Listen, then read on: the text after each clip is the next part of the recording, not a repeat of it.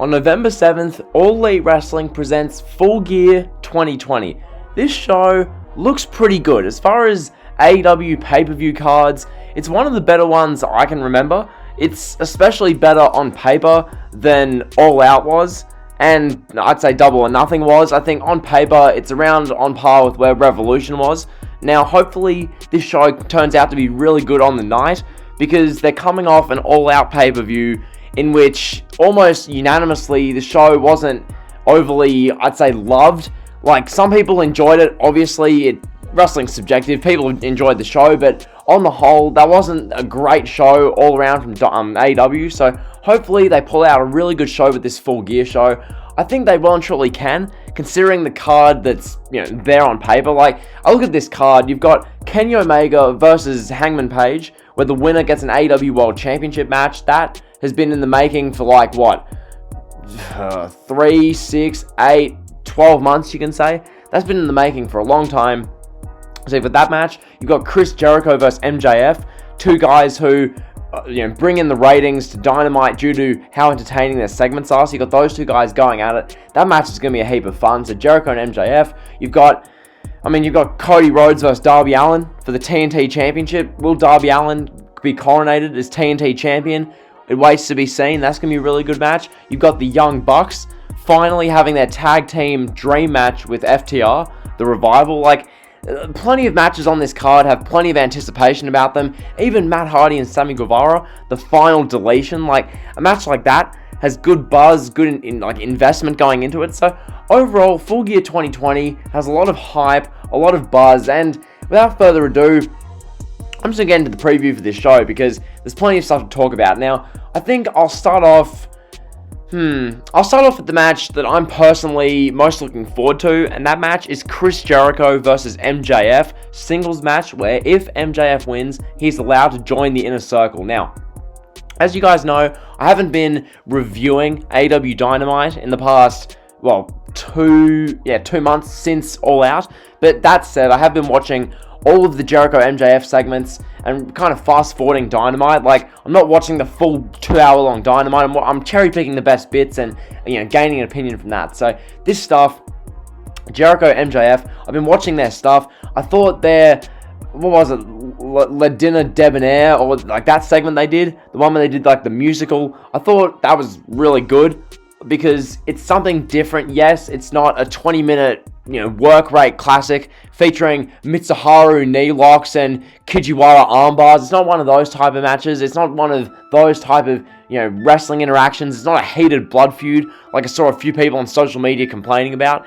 But it's pro wrestling. It's supposed to be entertaining. That was something different. A lot of people enjoyed it. I was in that group. I thought Jericho and MJF doing Broadway was something different. I liked it. I thought it was good. I think it worked considering the two characters involved, because Chris Jericho can do the serious kind of blood feud stuff, and then he can do stuff like that, which is a bit goofy. Same with MJF. I think all great characters have that versatility in their arsenal. They're not just you have to be serious having great matches, or you have to be a comedy act. These two guys can do both. So I thought, especially Le Dinner Debonair was really good. I think the Town Hall thing, it was the Town Hall segment they did where, would MJF join the Inner Circle? That was alright. It did drag a bit. Some of the quote-unquote banter they do is a bit it's, when you have MJF, not flirting with Jericho, but really, pandering to him, and that just goes kind of on and on. I guess Jericho and MJF are having a segment, and I prefer them doing that to watching a 22-minute match for no reason.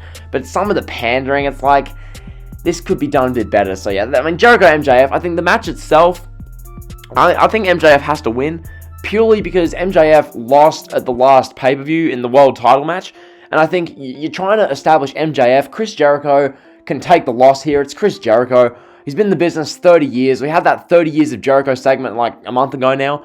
Okay, Jericho, his career's set in stone. MJF is still being made. We're still trying to establish MJF as a legit, tops kind of star. And so to have MJF win this match, join the Inner Circle, I think that would be big for MJF. And so as a result, I think MJF should beat Chris Jericho here. Jericho, he put over Orange Cassidy at All Out. That was fairly effective. This, I think, would be even more effective, having MJF go over Chris Jericho. But you never know. So yeah, I think MJF beats Chris Jericho at Full Gear.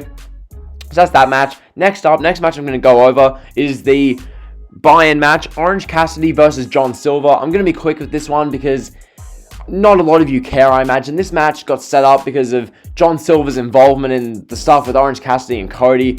Whatever, really. Orange Cassidy's going to get the win because, for one, Orange Cassidy defeated Chris Jericho at All Out. So you're not going to have Orange Cassidy go from beating Chris Jericho at All Out to losing to John Silver at Full Gear. So yeah, Orange Cassidy's winning. I'm just going to move on. So that's that match.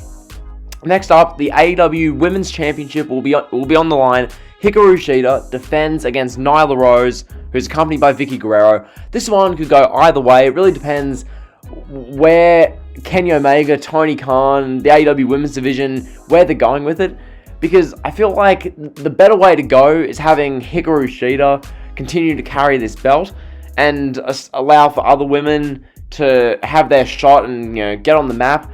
Because Nyla Rose, she's held the title already. We've seen Nyla Rose in action. We've seen Nyla as champion. We know what that looks like. Giving Hikaru Shida more of a reign, letting Hikaru Shida put someone new over and allow that kind of natural progression in the women's division to take place. I think that's important for AEW. And so as a result, I think Shida defeats Nyla Rose at Full Gear.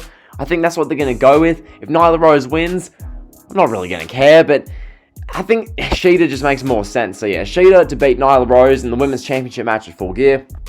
Next up, the TNT Championship, Cody's belt, as he defends it against Darby Allin. This match, honestly, it could go either way. The fact that this is AEW leads me to believe that Cody's going to beat Darby Allin at Full Gear, literally just because it's AEW. And as we know, with All Elite Wrestling, as much as you want to build up these quote-unquote new stars, when it comes to these title matches, these big title matches, Jon Moxley and Cody Rhodes, respectively, don't lose these matches. I think Moxley, I don't know what his record is exactly. It's like 27, like 1 draw and like 1 loss. And Cody's Cody's had a few more losses, but by and large, Cody always wins these bigger matches on like the pay-per-view stages. Cody wins these matches, so I think in that regard, I'm leaning Cody. I want Darby Allin to win, though. I think Darby Allin winning here just makes the most sense. And hopefully Cody sees that from a business-type standpoint. Because apparently, when Cody lost the TNT Championship to Luke Harper... Sorry, that was his slave name, Brody Lee. When Cody lost the title to Brody Lee back in August, and then Cody went off to film that TV show, then he came back with black hair, looking like the dude from Lazy Town. When Cody did that, I think people were like, oh, Cody's putting over Brody Lee, this is really good. And then the story came out like a week later that Cody was supposed to be the champion right through, and the only reason he dropped it was because he had to go film the TV show. So it wasn't even out of Cody's best interest to put over Brody Lee, which is why I inferred from that. But anyway, regardless, Cody with the blonde hair taking on Darby Allin. Darby Allin should win, and you know what? I'm going to predict it. Darby Allin to beat Cody. If Cody wins, would not be surprised at all. It's Cody Rhodes. It's an AEW pay-per-view event. Wouldn't surprise me at all, but I think Darby Allin's the right choice. I think most of you guys would agree with that. Darby Allin's the right man to win this match. So that's that. Next up, I'm going to predict... which match to predict? We've got 4 matches left to predict. I'm going to predict Matt Hardy versus Sammy Guevara, the Elite Deletion match. Now, this match could either be absolutely fantastic, or it could be just an abject failure like the last match. Now, the match they had it All Out obviously was not meant to go that way. It's not anyone's real fault or intention that Matt Hardy slammed his head on concrete from like a 20-foot drop.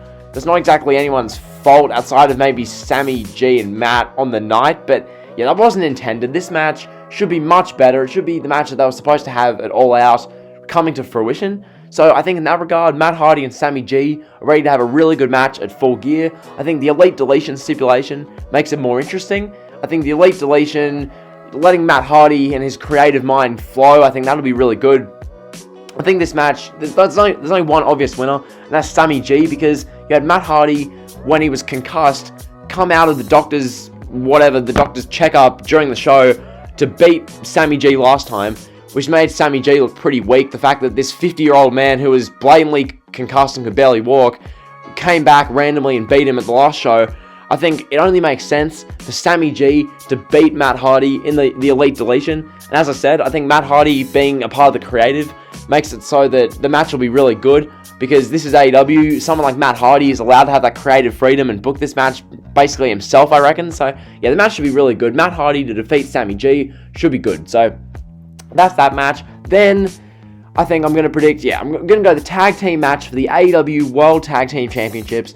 FTR, Cash Wheeler, and Dax Harwood with Tully Blanchard defend their championships that they won it all out against the Young Bucks, Matt and Nick Jackson. This match is one that's been anticipated in the internet wrestling community for many years now, ever since the Young Bucks began doing their call-outs of the Revival on being the Elite. So it's a match that's been built up and established for a long time. I think in this match, the stipulation that if the Young Bucks lose, they'll never challenge for the AEW World Tag Team Championships again, I think that stipulation makes it almost a foregone conclusion that the Young Bucks defeat FTR here, and then I think FTR are going to win the titles back down the line. I think what they're going to do with these two teams, I did this in my What If CM Punk Joins AEW video back like 4 months ago or whatever. I booked it like this. So you have the Young Bucks win the first match, and then however you want to do it, it's going to lead to some big 2 out of 3 falls tag team match. There'll probably be some 45-minute all-time great tag team match. It'll probably be better than the Revolution match with the Elite. It'll probably be better than that. I think they'll do something like that where the Young Bucks win the championships from FTR at Full Gear, and then maybe in January sometime, or Revolution, whatever the next pay-per-view is, I think they do some colossal, maybe Iron Man tag team match or something like that. You can picture them doing this, some Iron Man 2 out of 3 falls tag team match with these two teams.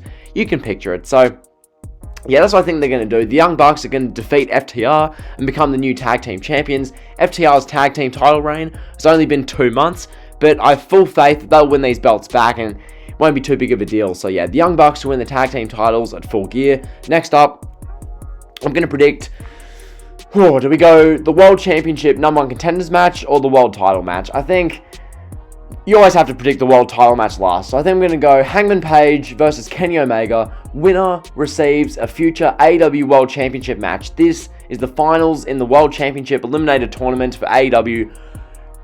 Hangman Page, Kenny Omega. Okay.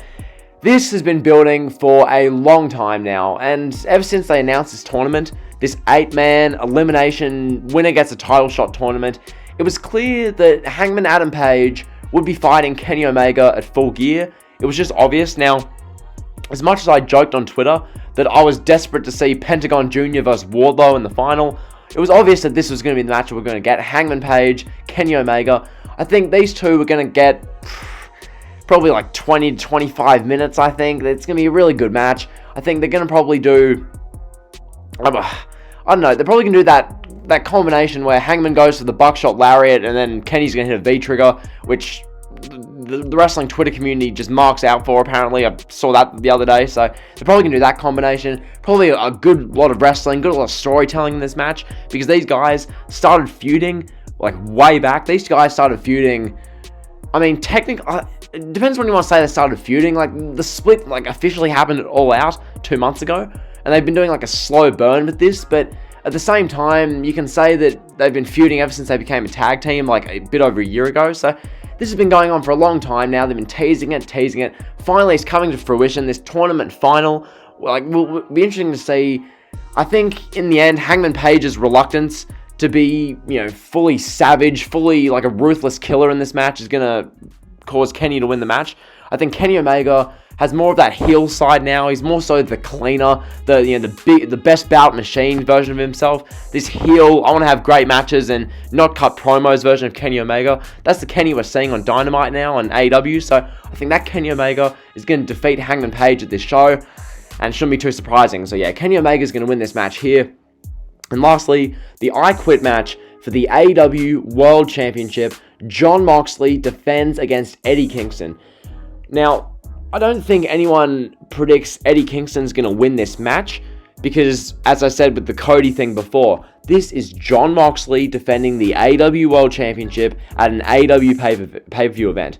Jon Moxley ain't losing just yet. So, yeah, Jon Moxley's going to beat Eddie Kingston, As for Eddie Kingston himself, I've barely spoken about the guy on my channel, because just when he was hitting his stride with his promos and whatnot, I stopped reviewing Dynamite basically. So yeah, I've missed a bunch of Eddie Kingston content, but his promos are really good. Like, he has that accent to him, he has that, confidence, because he's been around the business so long. He has confidence to cut the promos, which is one thing that I don't really understand with pro wrestling, because a lot of guys in AEW and WWE are guys who have been all over the world, wrestled for 10, 15 years in garages and indie feds, and these guys have wrestled all over the world.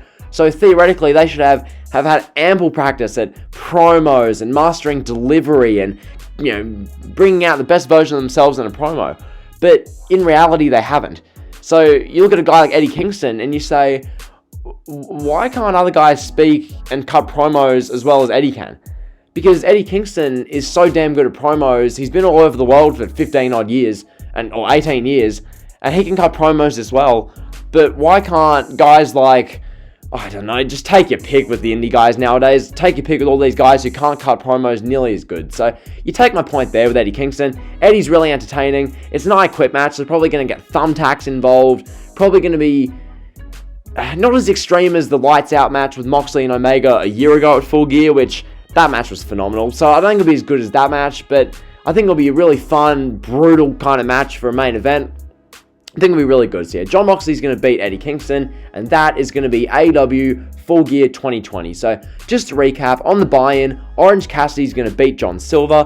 Then the main show, MJF to defeat Chris Jericho. I think Hikaru Shida retains against Nyla Rose.